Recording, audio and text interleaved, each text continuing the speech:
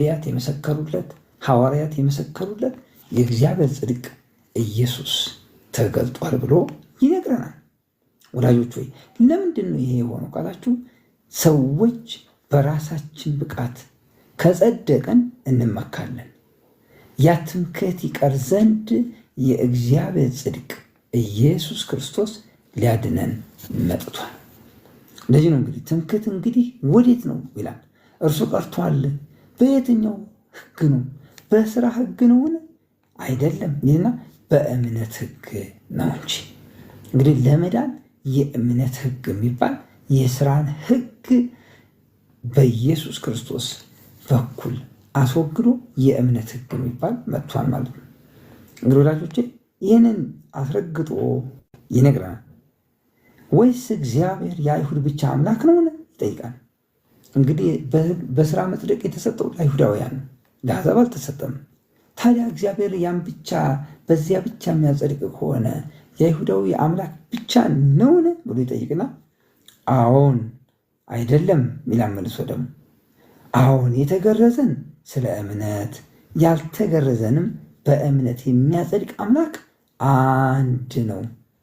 ለአይሁዳውያን የግርዘት ስራ ሰጥቷቸዋል፣ ስርዓት ሰጥቷቸዋል። የተገረዙትን ግን የሚጸድቁት በእምነት ነው አለ። አሕዛቦች እንገረዛለን፣ ልጆቻችን እንዲገረዙ እኛም እንድንገረዝ አድርገናል፣ ሆኗል። ከጤና አንጻር ነው። ነገር ግን ተመልከቱ፣ የተገረዘም የሚጸድቀው በእምነት ነው፣ ያልተገረዘም የሚጸድቀው በእምነት ነው ነው የሚለው። ስለዚህ የእምነት ሕግ እንጂ የሚያድነው የስራ ሕግ አያድንም ብሎ ይናገራል። ወገኖች ሆይ በዚህ ወጣ ገባ ስትሉ ስለ ኢየሱስ ክርስቶስ ወንጌል እንድትሰሙ የበኩሌን ለመወጣት ነው። ቃሉ ይናገር። በእናንተ ቤት፣ በእናንተ ሕይወት፣ በእናንተ ዘመን፣ በእናንተ ትውልድ ላይ የእግዚአብሔር ቃል ይናገር። ቃሉ ወዳጆች ሆይ ፍጹም ነው፣ ያነጻን፣ ይቀድሳል፣ ወደ እውነተኛው አምላካችን ያቀርበናል። ቃሉ እኛን ልክ ካልሆነ ልማዳችን፣ ልክ ካልሆነ ፍላጎታችን፣ ትክክል ካልሆነው አቋማችን ነፃ የሚያወጣን ብርሃን። ስለዚህ ምንድን ነው የሚለው? እግዚአብሔርን በስራ ይጸድቃለሁ ካልነው እግዚአብሔርን ምን እያልነው ነው?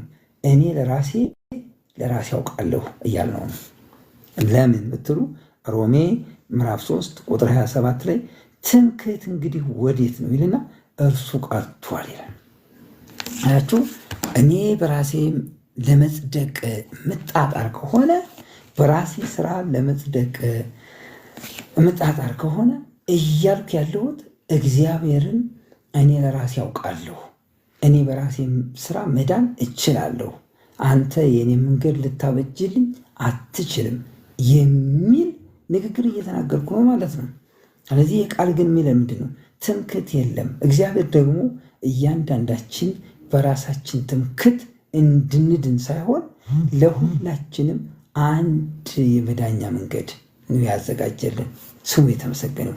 አንድ የመዳኛ መንገድ ለነጩም፣ ለጥቁሩም፣ ለአይሁዳዊውም፣ ለአሕዛቡም ለሁላችን አንድ የመዳኛ መንገድ ተዘጋጅቶልናል። ይህ የመዳኛ መንገድ ኢየሱስ ክርስቶስ ይባላል። ስለዚህ በዚህ እውነት ለመጽደቅ የምትፈቅዱ ወዳጆች ሆይ እንዳነበብኩላችሁ እንደ እግዚአብሔር ቃል ነው። እግዚአብሔር የአይሁድ ብቻ አምላክ ነውን ብሎ ከጠየቀ በኋላ አይደለም አለ። አይደለም፣ የተገረዙትንም በእምነት ነው የሚያጸድቃቸው፣ ያልተገረዙ አሕዛብንም የሚያጸድቀው በእምነት ነው። ከእምነት ውጭ እግዚአብሔር ማንም ወደሱ እንዲመጣ አልፈለገም ብሎ ይነግረናል። ስለዚህ እናንተ የእግዚአብሔር ቤተሰቦች የእግዚአብሔር ቃል ምን ይላል የሚል ልባችንን ለቃሉ እንድንከፍት ለማሳሰብ ነው። በዚህ ሰዎች ወጣ ገባ ሲሉ ሲራመዱ እግረ መንገዳቸውን በእኛ ሰፈር ሲያልፉ፣ በዚህ በሚዲያ ሰፈር ማለት ነው፣ ስለ ኢየሱስ ወንጌል እንዲሰሙ ለማድረግ ነው። አሁን ግን በሕግና በነቢያት የተመሰከረለት የእግዚአብሔር ጽድቅ ያለ ሕግ ተገልጧል ይላል። ሕጉ የመሰከረለት፣ ነቢያት የመሰከሩለት የእግዚአብሔር ጽድቅ እኛ በራሳችን ጽድቅ እንድንድን ሳይሆን የእግዚአብሔር ፕላን እርሱ ባዘጋጀው ጽድቅ እንድንድን ነው የእግዚአብሔር ፕላን። ከዚህ የተነሳ ወዳጆቼ የእግዚአብሔር ፕላን እያንዳንዳችን እሱ ባዘጋጀው ጽድቅ እንድንድን ነው። እርሱ ያዘጋጀው ጽድቅ ምንድን ነው ወይም ማን ነው ካልን የእግዚአብሔር ጽድቅ ያለ ሕግ ተገልጧል። እርሱም ለሚያምኑ ሁሉ የሆነ በኢየሱስ ክርስቶስ በማመን የሚገኘው የእግዚአብሔር ጽድቅ ነው አለ። በኢየሱስ ክርስቶስ የሚገኝ የእግዚአብሔር ጽድቅ ነው። እንግዲህ ይሄ የሚገኘው በስራ ሳይሆን በእምነት ነው። እኔም ሆንኩ ብዙ ሰዎች የምንቸገረው እግዚአብሔርን ሳናግዘው እንዴት ያድነናል? እንዴት እሱን በድለን እሱ በራሱ ቸርነት በራሱ ይቅርታ እንዴት ያድነናል? እኛ ልናግዘው ይገባን የሚል ሼም የሚይዘን ይመስለኛል። ለዚህ ነው በስራ የመጽደቅ አለብኝ እያልን የምንጣጣረው ማለት ነው። ነገር ግን መጽሐፍ ቅዱስ በነቢዩ ኢሳያስ መጽሐፍ ምን አለ? የእኛ መልካም ስራ በሙሉ የመርገም ጨርቅ ነው አለ። ወዳጆቼ የእኛ መልካም ስራ ጥሩ ነው እኮ መልካም ስራ በራሱ ማሰባችን ሰው ለሰው እንኳን መልካም ያደርጋል እንኳን ለፈጣሪው። ነገር ግን ተመልከቱት፣ የእኛ መልካም ስራ በፍጹሙ አምላክ ፊት፣ በቅዱሱ አምላክ ፊት፣ በእውነተኛው አምላክ ፊት እስቲ ያስቡት። እኔ በደለኛ ሁኜ አስተሳሰቤ በሙሉ በደለኛ ሆኖ ድርጊቴ በደለኛ ሆኖ የትኛው ነው እግዚአብሔር ፊት ሊያቀርበኝ የሚችለው? ሀሳቤ ጭምር እኮ በቃ እንደገናም ተግባሬ ጭምር ኃጢአተኛ ነው። ማንነቴ በሙሉ ኃጢአተኛ ነው። ስለዚህ የቆሸሸውን የሚያነጻ ራሱ ከኃጢአት በላይ የሆነው አምላክ ነው። ከዛ በኋላ ከነጻው በኋላ ብሰራ ደግሞ ያ ማንነት የኔ ሳይሆን የተቀበልኩት ከሱ ነው እና ያነጻኝ የአምላኬ ነው ማለት ነው። ምን ማለት ነው ብትሉኝ፣ ከዳንኩ በኋላ መልካም ስራ ብሰራ ያ ያዳነኝ ጸጋ ያ ያዳነኝ አምላክ እምሰራበትን ያስቻለኝ እሱ እንጂ እኔማ በሆን ኑሮ መጀመሪያውንም ራሴ በራሴ እድን ነበረ። ስለዚህ በጎነት ከሰው ልጆች ውስጥ የለም። አሁን ሰብአዊ ሆኖ እንባውን ሲያፈስ የነበረ በጎ የተባለው ሰው ትንሽ ዘወር ብሎ ሌላው ሰው እንዲሞት ያደርጋል። አሁን በጎ ተብሎ ለሌላ ርኅራኄ የሚሰራ ሰው ያው ዘሴም ሂውማን ቢንግ ያው ሰው ራሱ ሌላኛውን በመርዝ ሲገል፣ ሌላኛውን በጥይት ሲገል፣ ሌላኛውን በሆነ ነገር በቃሉ ሲያጠፋ፣ በሐሜት ሲያጠፋ ታያላችሁ፣ እናያለን። ይሄ ነው ሰው ማለት ወዳጆች። በጥላቻ ስንገል እናያለን። ታዲያ የቱ ጋር እዚህ ጋር የሆነ ነገር ይታይብናል፣ መልሰን ደግሞ ያንን የሚያበላሽ ነገር እናደርጋለን። በራሳችን ብቻ ከሆነን በክርስቶስ ኢየሱስ ስንሆን ግን አሮጌው ማንነታችን፣ አዳማዊ ማንነታችን፣ እግዚአብሔር የማይከብርበት ማንነታችን በጸጋ ተወግዶ አዲስ ሰዎች እንሆናለን። ፊዚካል አይደለም። እንደኔ ፀጉር የሌለው ሰው ፀጉር ማብቀል አይደለም። አዲስ ሰው ማለት ወዳጆች የቲንኪንግ ለውጥ ነው። ላይፍ ስታይል ለውጥ ነው።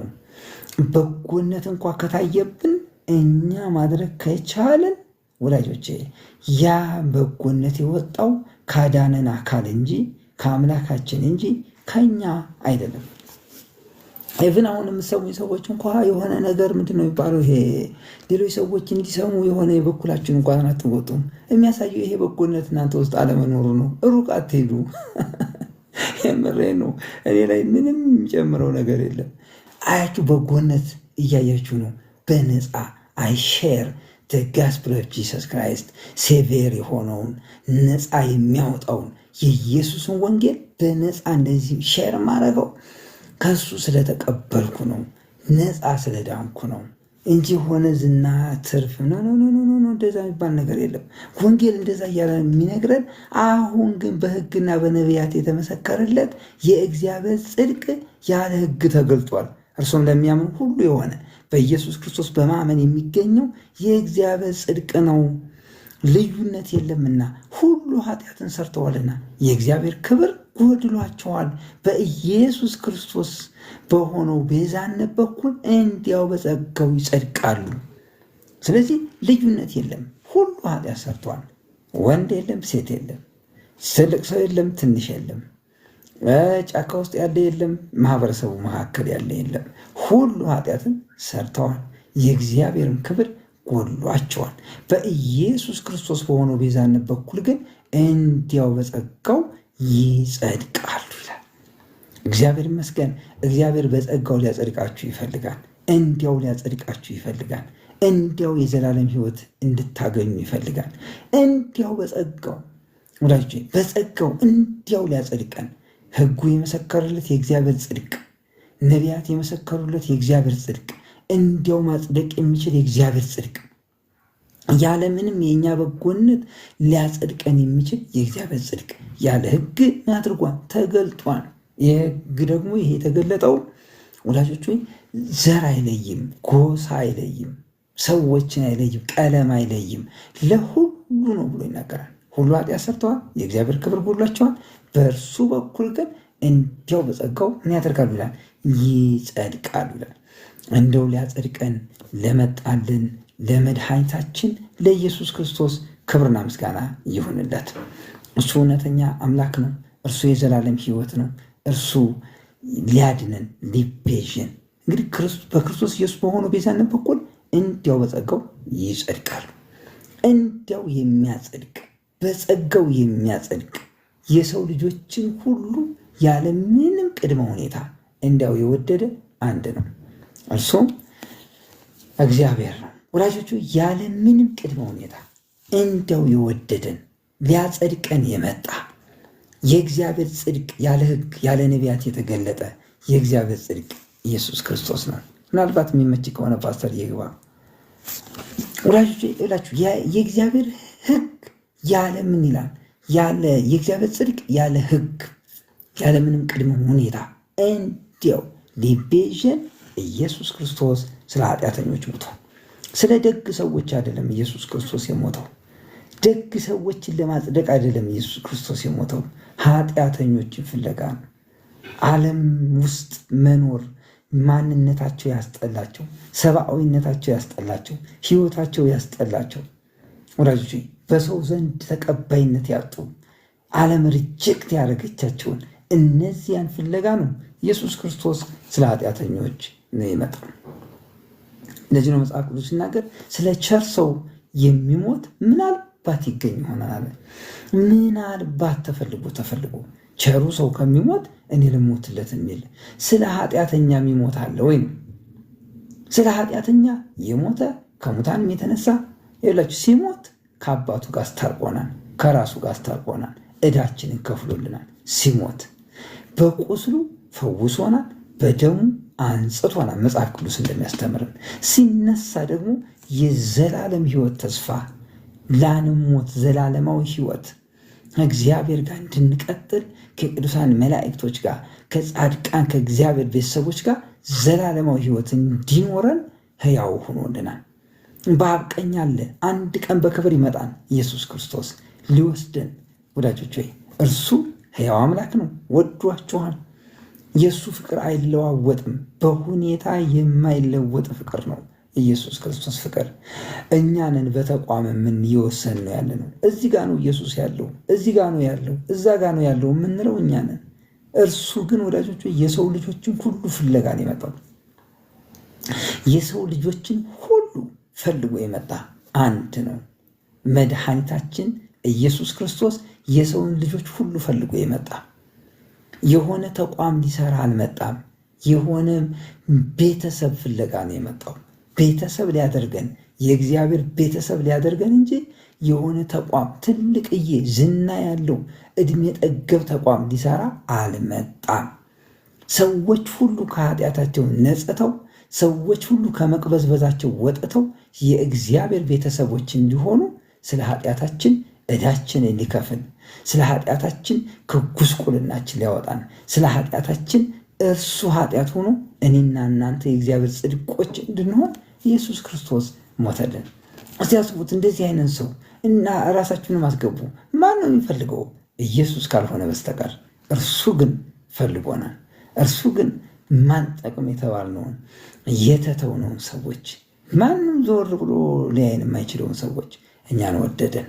እኔ ወዶኛል፣ ወዳጆች ወዶኛል። ለዚህ ነው በቃ በዚህ በማይመች ዓለም ውስጥ ከኢየሱስ የተነሳ የወንጌል አገልጋይ ሁኜ በሱ ጸጋ እኔ እላለሁ። ብዙ ጊዜ ሰዎች የሚመኩበት ነገር ሁሉ ይሄ ብዬ የምቆጥረው ነገር ሊኖርም ይችላል። ያ ግን አላዳነኝም። ወዳጆች ሆይ የሚያድን የዘላለም ሕይወት እረፍት የሚሰጥ የልብ ደስታ የሚሰጥ ፍቅሩም አይቀዘቅዝ በተጠጋችሁ ቁጥር እየጨመረ የሚሄድ ኢየሱስ የእግዚአብሔር ልጅ ወዷችኋል። እንኳን ደስ ያላችሁ ወዳጆች። ባላችሁበት ሁኔታ ላይተዋችሁ ወዷችኋል። እርሱ ተቋም አይደለም። ሙስሊም፣ ኦርቶዶክስ ምናምን ፕሮቴስታንት ምናምን ብለን ባልነው በዛ ባስቀመጥ ነው ሳጥን ውስጥ አይደለም ኢየሱስ ያለው። ኢየሱስ የሰው ልጆች ሁሉ ይፈልጋል። የሰውን ልጆች ሁሉ ሊያድን ይፈልጋል። ሰውን ሁሉ ሰዎችን ፍለጋ ነው እሱ። እያንዳንዱ የእግዚአብሔር ቤተሰብ እንዲሆን ሊፈልግ ነው የመጣው። አይሁድ፣ አሕዛብ እንትን እያልን ክላሲፋይ እያደረግ ነው እኛ ነን፣ ሰዎች ነን። ምክንያቱም ፕራይድ ስላለን ነው። አሕዛብ እኔ እበልጣለሁ ሲል አይሁድ ደግሞ እኔ እበልጣለሁ ይላል። የለም ሰሜኑ እኔ ነኝ ሲል ደቡቡ እኔ ነኝ ይላል። ይሄ የሰው ነው። የኢየሱስ ፍለጋ ግን የጠፉትን በጎች ሊፈልግ ነው የመጣው። እኔና እናንተ ከሆንን እንደ እኔ ከሆናችሁ እርሱ ፈልጎ ሊያገኘን መጥተዋል። የዘላለም ሕይወት ሊሰጠን መጥተዋል። የኢየሱስ ክርስቶስ አመጣጥ የእግዚአብሔር ቤተሰብ ሊያደርገን ነው። ከኃጢአታችን ሊያድነን፣ ከሞት ፍርሃት ሊያድነን።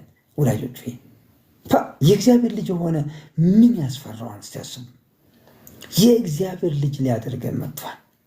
እኛ የአቶ ገሌ የወይዘሮ ገሌ ልጆች ሁነን ነው ብዙ ጊዜ ዲፕረስድ ሁነን በቃ በጠላት ተጠቅተን ስንኖር የነበረው። የእግዚአብሔር ልጆች መሆናችንን ስናይ ዓለም በሙሉ እናንተን ይጠብቃል፣ እኛን ይጠብቃል። የእግዚአብሔር ልጆች ክብር መገለጥ ይጠብቃል። ሮሜ ምዕራፍ 8 ላይ እሱ ነው። ዓለም በመቃተት ውስጥ ነው አለ፣ በምጥ ውስጥ ነው ያለው አለ። ለምን? የእግዚአብሔር ልጆች በክብር ሲገለጡ ማየት ይፈልጋል። ወዳጆች ያ የክብር ቀን እስኪመጣ ድረስ ሲናገር የአሁኑ ጊዜ መከራ፣ የጊዜው መከራ ሊገለጥ ካለው ክብር ጋር ሲመዛዘን ምንም አይደለም አለ። ኢየሱስ ክርስቶስን ያመኑ ሰዎች አሁን ያሉበት የጊዜው መከራ፣ አሁን ያሉበት የሚያልፉበት መከራ ምንም አይደለም። ለምን? የሚገለጠው የዘላለም ክብር በአእምሮ አልታሰበም፣ ገና በአይን ያልታየ አይደለ። በአንደኛ ቆሮንቶስ ምዕራፍ 2 ላይ ስታዩ አይን ያላየው ጆሮ ያልሰማው በሰው ልብ ያልታሰበው ኤኒ ሪሰርቸርስ ማንኛውም ተመራማሪ ገና ስለሱ አይዲያው የሌለው ማለት ነው። ተመልከቱ፣ አይን ያላየው በቃ ጆሮ አልሰማውም፣ ልብ አላሰበውም። እግዚአብሔር ግን ለሚወዱት ያዘጋጀው። ሃሌሉያ! ጌታ የተመሰገነ ነው። ለሚወዱት ያዘጋጀው የእግዚአብሔር መንግስት፣ የእግዚአብሔር ልጆች የሚወርሱት የእግዚአብሔር ቤተሰብነት ሊያሳርፈን ኢየሱስ መጥተዋል። ስለዚህ በጠላት ስቃይ አትሰቃዩ፣ በጠላት ክፋት አትሰቃዩ፣ በጠላት የማሰቃየት ኃይል፣ በጠላት የማስጨነቅ ኃይል አትሰቃዩ፣ እረፉ። እኔም አምላክ እንደሆንኩ እወቁ ይላል በብሉይ ኪዳን ላይ መዝሙር መጽሐፍ ላይ። እሱ አምላካችሁ ነው፣ እርሱ ወዷችኋል። የእግዚአብሔር ሕግ አሁን ግን በሕግና በነቢያት የተመሰከረለት የእግዚአብሔር ጽድቅ ያለ ሕግ ተገልጧልና እርሱም ለሚያምን ሁሉ የሆነ በኢየሱስ ክርስቶስ በማመን የሚገኘው የእግዚአብሔር ጽድቅ ነው። ልዩነት የለምና ሁሉ ኃጢአትን ሰርተዋል፣ የእግዚአብሔር ክብርም ጎድሏቸዋል። በኢየሱስ ክርስቶስ በሆነው ቤዛነት በኩል እንዲያው በጸጋው ይጸድቃሉ። ሁሉ ነው ኃጢአት የሰራው፣ ልዩነት የለም። እኔ ብቻ ነኝ።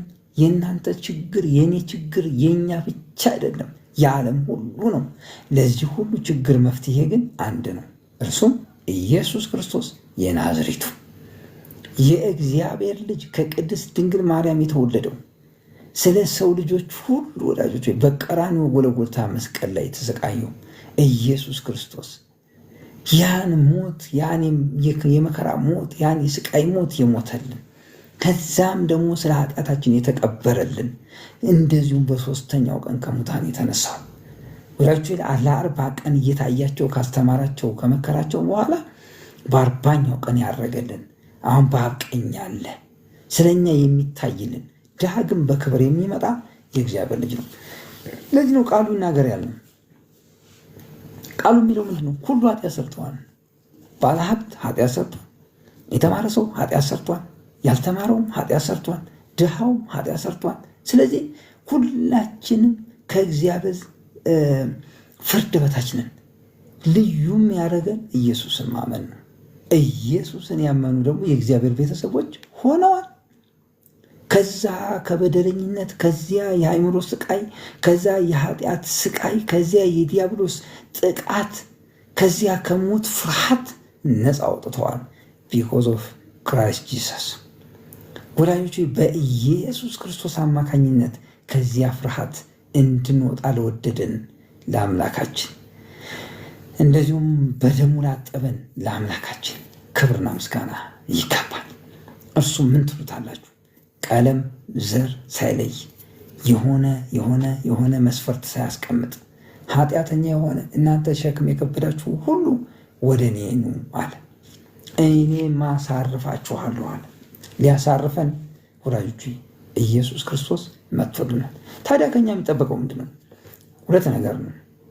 የመጀመሪያው ኃጢአተኝነታችንን በትክክል ኃጢአተኛ ነኝ ብሎ ማውራት ሳይሆን ኮንቪንስ መሆን አለብን። እኔ ነኝ ያ ሰው ማለት አለብን። እኔ ነኝ ኃጢአተኛው። ለምሳሌ ያክል በሉቃስ ወንጌል ምዕራፍ 18 ስታነቡ ሁለት ሰዎች ሊጸልዩ ወጡ ይላል መጽሐፍ ሲነግራል። እና በሚጸልዩበት ጊዜ አንዱ በጣም ነው የተደነቁት። ምን አለ? በሳምንቱ 2 ቀን እጾማለሁ፣ አስራት አወጣለሁ፣ እንደዚህ ሰውዬም ስላልሆንኩ አመሰግንሃለሁ አለ ማለት ነው። ሌላኛው ደግሞ ምን አለ? ቀና ብሎ እንኳ ወደ ሰማይ ማየት አልቻለም። ደረቱን እየደቃ የምር ነው ኮንቪንስ ያደርገው። እንደዚህ ያለ እኔን ኃጢአተኛውን ይቅር በለኝ እኔን ብሎ እኔ ነኝ። ምንድን ነኝ ታዲያ? ኃጢአተኛ ነኝ፣ እኔ ወንጀለኛ ነኝ፣ እኔ በደለኛ ነኝ፣ እኔ ራሴ። ማንም ሰው አሁን አንድ ሰው ተነስቶ እኔን አንተ ኃጢአተኛ አንተ በደለኛ ምናምን ቢለኝ አልሰማውም። ለምን ደግሞ አሰማው ብትሉኝ፣ ፕራይድ አለ፣ አዳማዊነት አለ፣ ኩራት አለ፣ ትቢት አለ። ወደ ጎና አወዳድራለሁ እንደዛ ሰውዬ። እንዴ አንተ ከኔ የተሽለ ነው እንዴ? አንቺ ከኔ ተሽለሽ ነው እንዴ እላለሁ። እናንተም ቢሆን እንደዚህ እንደምትሉ ተስፋ አደርጋለሁ። ይህ ሰው ግን እንደዚህ አለ። እራሱ ነው ኮንቪንስ ሲሆን እኔ አለ ኃጢአተኛ ነኝ። ሐዋርያው ቅዱስ ጳውሎስም ንስሐ ከመግባቱ በፊት የነበረውን ሕይወት ሲናገር ከኃጢአተኞች አለ ለጢሞቴዎስ በተናገረው መልእክት ላይ ዋና እኔ ነኝ አለ። እኔ ነበርኩ ዋናው ኃጢአተኛ አለ። እኔም ለራሴ ላለሁ ዋናው ኃጢአተኛ እኔ ነበረ። ይሄ ግን ለምንድን ነው እግዚአብሔር ምሕረቱን ያገነንልኝ? ለምንድን ነው እግዚአብሔር የታገሰኝ ሲባል ኃጢአተኞችን እግዚአብሔር እንደሚያጸድቅ ይታወቅ ዘንድ ነው። ዋናውን ኃጢአተኛ እኔን ይቅር አለኝ፣ ታገሰኝ። ለምን ከተባለ ኃጢአተኞችን ሊያጸድቅ የእግዚአብሔር ልጅ መጥቷል የሚለው ቃል እውን ይሆን ዘንድ ነው። ኢየሱስ ክርስቶስ ይወዳችኋል። ኢየሱስ ክርስቶስ ወዶኛል። ንጹሐን እንዲፈልግ አልመጣም። እኔ የምናገረው ይሄ ቃል ለንጹሐን አይሆንም። እኔ የምናገረው ይሄ ቃል ወንጀለኛ ለሆኑ፣ ኃጢአተኛ ለሆኑ፣ ኃጢአት ለሚያሰቃያቸው፣ በደል ለሚያሰቃያቸው፣ በቃ የራሳቸው አእምሮ ለሚያውካቸው ለነዚያ ሰዎች ግን የምር ፍቱን መድኃኒት ነው። እኔም ስለማቅ ስለ ዳንኩበት ነው ይህን መሰክረው። የኢየሱስን ቃል መመስከር ነው ስራዬ። የኔን የተለየ ሁኔታ ማድረግ አይደለም። ኢየሱስ ክርስቶስ ይወዳችኋል ወዳጆች። ምክንያቱም ኃጢአተኞችን የሚፈልግ አንድ ብቻ ነው ኢየሱስ። ስለዚህ ከኛ የሚጠበቀው እኔ ኃጢአተኛ ነኝ፣ ለኃጢአቴ ደግሞ የምከፍለው ምንም አይነት ክፍያ የለም። ኃጢአቴ ከመብዛቱ የተነሳ ኃጢአቴ ክፉ ከመሆኑ የተነሳ ለኃጢአቴ ልከፍለው የምችል አንዳች ነገር በእጄ የለም። በሌላ ቋንቋ ኃጢአቴን እኔ በመታጠብ ላስወግደው፣ እኔ ራሴ በራሴ ስራ ላስወግደው፣ ራሴ በማቀርበው መስዋዕት ላስወግደው አልችልም ማለት መቻል አለብን። እኔ ኃጢአተኛ ነኝ የሚለውን የመጀመሪያ ማወቅ አለብን። ቀጥለን ደግሞ የኔን ኃጢአት እኔ በራሴ ጥበብ ላስወግደው አልችልም። ሳይኮሎጂካል ዲስኦርደርን ማስተካከል እንችል ይሆናል። የተዛባ ምልከታን፣ የተዛባ እይታን፣ እንደዚህ ነው እንደዚህ በል ሪኸርስ የሚባል ይህን ብላን ብለን ልንል እንችላለን። ኖ ኃጢአት ግን የሚወገደው በፍጹም መስዋዕት ነው። ፍጹሙ መስዋዕት ደግሞ ያቀረበው እግዚአብሔር ብቻ ነው። ያ ፍጹም መስዋዕት አብርሃም በተራራው ላይ ልጁን ለመስዋዕትነት ለማቅረብ ምሳሌ እንደሆነ እሱ ሲያቀርብ እግዚአብሔር ጣልቃ ገብቶ በግ አዘጋጀ። እግዚአብሔር የመጨረሻውን ፍጹም መስዋዕት አዘጋጀ። ያ የመጨረሻው ፍጹም መስዋዕት የእግዚአብሔር በግ የዓለምን ሁሉ ኃጢአት የሚያስወግድ ኢየሱስ ክርስቶስ ነው። በኢየሱስ ክርስቶስ ደም ካልሆነ በስተቀር ምንም አይነት ፓስተር፣ ነቢይ፣ ቄስ፣ ኡስታዝ፣ ገለመሌ አይድንም፣ አልዳንም በኢየሱስ ደም ካልሆነ በስተቀር ኤክሴፕት ታውቃላችሁ፣ ያለ ኢየሱስ ደም ማንም ሊነጻ አይችልም። እኔ የራሴ ጭፍን ንግግር አይደለም፣ ቃሉ እንደዚህ ይላል፣ ደም ሳይፈስ ስርየት የለም። አያችሁ፣ በኃጢአተኝነት ቅድም ሮሜ ምዕራፍ 3 ምን አለን? ሁሉ ኃጢአት ሰርቷል። ይህ አገልጋዩም እዛ ውስጥ ነበረ፣ ያኛውም መምህሬም እዛ ውስጥ ነበረ። ሁሉ ኃጢአትን ሰርተዋል የሚለው እንትናም እዛ ውስጥ ነው፣ እንትናም እዛ ውስጥ ናት፣ እንትናም እዛ ናቸው። ሁሉ ኃጢአትን ሰርተዋል፣ የእግዚአብሔር ክብር ጎድሏቸዋል። ታዲያ እንዴት ነው የምንጸድቀው? ፍጹም በሆነው ሕግ በመሰከረለት፣ ፍጹም በሆነው ነቢያት በመሰከሩለት፣ ፍጹም በሆነው በእግዚአብሔር ጽድቅ እግዚአብሔር ባዘጋጀው እግዚአብሔር በሰጠን በልጁ በኩል እንዲያው በጸጋው ይጸድቃሉ ብሎ ይነገራል። አያችሁ፣ እንዲያው የሚያጸድቅ የኢየሱስ ክርስቶስ ደም ነው። እንዲያው የሚያጸድቅ